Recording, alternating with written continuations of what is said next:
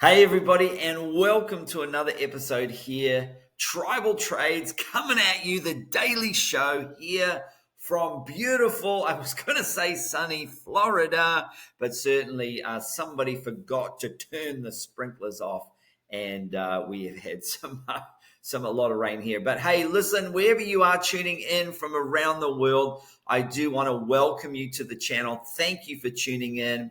And if you're a regular watcher of the channel, you know what I'm going to say next. Smash that like button. This helps get this content out to more people and does help to support the channel. And so I really do appreciate that. And I really appreciate all the kind words that many of you leave on the page. And also the questions. I look to get back to those as soon as I'm able to. And of course, if you didn't catch, I was on the Stocks with Josh show yesterday. And that was great. Thank you for all the kind words and support, and some of the new people that have since subscribed. I want to welcome you to the channel as well. Okay, so we're going to jump straight into some of the news, and then we're going to look at the charts. Talk about September being terrible for Bitcoin is only half the story. You also need to add in sell in May and go away. This is quite amazing, actually. Below is a chart of Bitcoin performance when held from October to April versus May to September, and this covers a 14-year time span. The difference is a staggering 13 million, over 13 million% versus 619%. And so somebody remind me next year, me on the comments there, and say, hey, remember to sell in May and come back in September sometime. That certainly would have been definitely, that's why I took profits in March. Actually, they sprung it on us earlier. So I think we all got a bit caught out there. But anyway, it's just been good reaccumulation. I was able to take a lot of profits in March and April time before we had a bit of a falling away. And this has been a time of reaccumulation, okay? Also, I thought this was interesting about, and this is the title of this video, the market top signal. And certainly the Pi cycle indicator has been something that a lot of people talk about. And there's RSIs and stock RSIs, and also where we are in the cycle. Obviously, we shouldn't top out in the cycle until around September, October next year, maybe even later in November. However, you just never know. Could go a little bit earlier. Certainly here, he's talking about, it's very simple to read, and the best thing is a couple of seconds to check. It's called the Coins Day. It's the CDD, the Coins Days Destroyed. And I have actually read and heard about this a while ago. And it's just very simple. It's an on-chain metrics, and it's when dormant coins suddenly wake up and are sent back into the market. So when long-term holders start moving the bags, it means they're about to take profit. And here's the thing, every time before a market top, we see a huge spike in CDD. It's a sign that smart money is selling while retail is euphoric. In 2021, right before Bitcoin hit 69K, CDD spiked. Also in 2017, even this year, May 27th, it signaled the local top at 71K.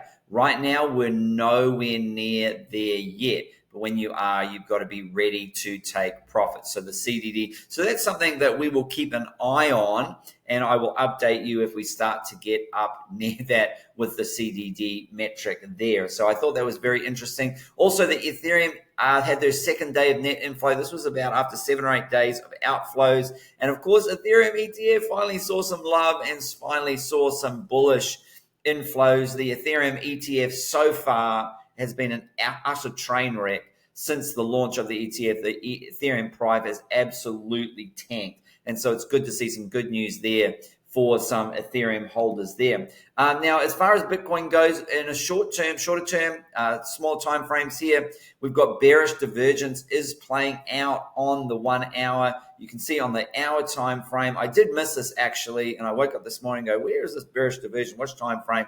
It's on the 1 hour there. You can see that the RSI was going lower and the price was going higher. And that was a clear signal that some downside was coming up. And certainly we are seeing some downside at the moment. And we do have the CPI coming out today. It will shoot out about an hour after this video goes live. Keep an eye on that. Obviously, if the CPI data comes in hot, we could be in for some more downside. So be prepared And then secondly, if the CPI number comes in cooler and inflation has come down, then obviously I expect the market to respond the way that it's been going, where we've seen some bit of a steady increase here. I think there'll be volatility. There could be some up and then down, or some down and then up. Certainly, sometimes people just say, hey, I'm not going to trade this volatility. And some people love trading the volatility. So just remembering that it is coming up soon.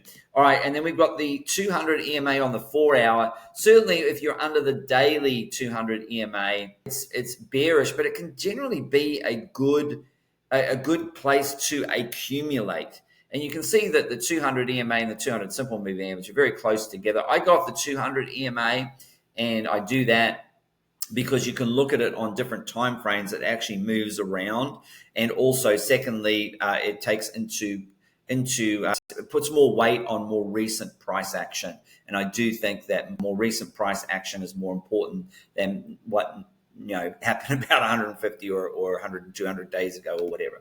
Okay, so there is also, remember, there is Coinbase now. There are bids in the mid-40s springing up on Coinbase. Oh no, are we preparing the plunge, protection team?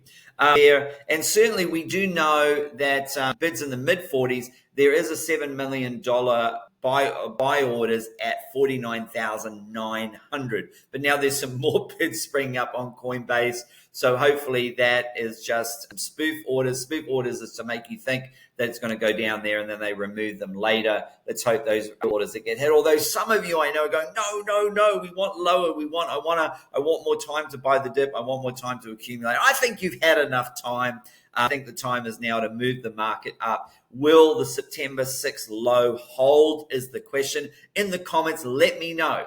We're now into the 11th of September, and we're 5 days after the low of September. Is the September low in?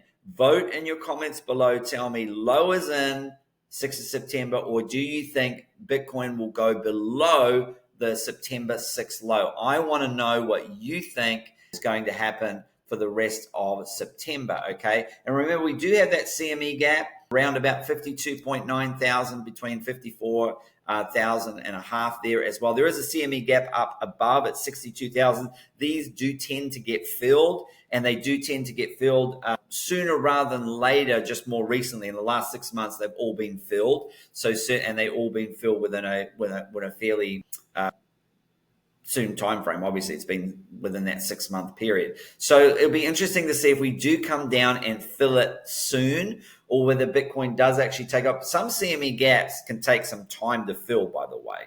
So don't be fooled and think, oh, we're coming down to 52, 53,000 because the CME gap has to be filled right now. It doesn't have to be filled right now, but certainly more recently we have seen them filled more quickly. And we could go up, take a big, huge jump to 100K and not fill that for 6, 7, 8, 9 months. But it's there, and just be aware of it there, okay? We have an RSI breakout for a resistance trend line, and this also associates Bitcoin breakout on a daily chart. It could be the beginning of a new uptrend. Certainly the CPI data could have a big say in that. So before I jump into any trades or anything, I'm waiting to see what that data says, and I'm waiting to see how the market responds to that as well. And also just a large Bitcoin outflow of 750 million from exchanges since yesterday, since May, a sign of accumulation from Bitcoin holders there. And so certainly if Bitcoin, large Bitcoin whales are moving Bitcoin off exchanges, that generally means that they're not going to dump it on you and dump price, and they feel that the price is going to be going up. So certainly that's always a good sign. I'm always a bit worried when I see all these big Bitcoin lump sums suddenly move from cold storage onto exchanges. You're like, yeah, somebody's going to sell, or there's going to be a dump. So that generally is a good sign in the markets, as well as decreasing Bitcoin reserves. And this is just in rising stablecoin reserves indicates a bullish outlook for Bitcoin as the market supply tightens and buying power builds. We could be on the verge of a price rally. Basically what that means is what I said before, the data, they're just repeating that and saying that Bitcoin has been moved off exchanges. that means there's not as much Bitcoin exchanges. In fact, the other day it reached its lowest level. And then if you have USD reserves, that means people are minting stable coins and they're wanting to inject that into the market. So you have this money, the demand, and then you don't have as much supply. That will lead to Bitcoin jumping up. And I do feel that's going to happen there. And when that happens, that will be the interesting. As we jump into the charts here, and we can see here that on the 4 hour, well, let's actually look at the 1 hour, because we have that divergence, as you can see, even the stock RSI going down, the regular RSI going down there, and the price of Bitcoin was going up. That's what they call divergence there. You can see price going up, and you can see the stock RSI going down. And so now we have price going down. So that bearish divergence is playing out, and maybe it has played out already there. On the 4 hour chart, we are below the 200 EMA. On the 4 hour, 58,800. So that's a level that we need to break. There is a fair bit of resistance there, and the 50-day moving average is sitting round about, and there's some sell orders up here as well. Here, so at around 60. So this 60K level is going to be really crucial, and we did kind of look at where do we break down from there. Broke down all the way down from the 60, around the 64, 65 level. So that's going to be key levels to get up. There's a lot of resistance ahead that we have to get up, but there is support below as well. And as I've said many times, that 51,000, 51,500, there is all those buy orders down there at 50K. So certainly this wick could get eaten up. Let's switch to the daily time frame here, and you can see this is why I like the 200 EMA. It moves around on different time frames. On the daily, it's actually a little bit higher at 59,300. So again, I'm bearish when Bitcoin is below the 200 EMA, bullish when it's above. And you can see this 50-day moving average might be about to cross down to the side, which would be further bearishness there on the charts. But I just see this as accumulation. And I am actually going to look at going back to whenever the 200 EMA was, this was just good buying opportunities. Look, it sat under there from August through to around about this time, and then it took off. And so I can tell you, everybody was very bearish there. Bitcoin was in the low 20s. And then what happened? We just had this little period there. This was a little last chance to buy. Then there was a little dip here in October. Okay. And then off we went. But all this time here, good time to buy. Even here, 200 EMA, look, spiked, been good here. And you can actually go back in this chart even further and see that when we have been below the 200 EMA, good time to buy. We came down and tagged it, could have come up, take profit, down again, take profit. And so you can see, and you can go all the way back to 2020 here and look at the same. Not going to go all the way back, but you can just see that generally speaking has been good time to buy. If you missed this because you were too scared down here, you just missed this big parabolic pump, this is now the reaccumulation area here. And so I have been reaccumulating in this zone, and I feel we are close to a breakout. Look, I feel we could just hang around here for a while. Look, they did dump the market earlier, and I think it was around March was we put in the Bitcoin. Was it March there? When the top came in there, the local top of Bitcoin. I don't think this will end up. Yeah, March. So they did drop it early. Generally, it's sell in May and go away.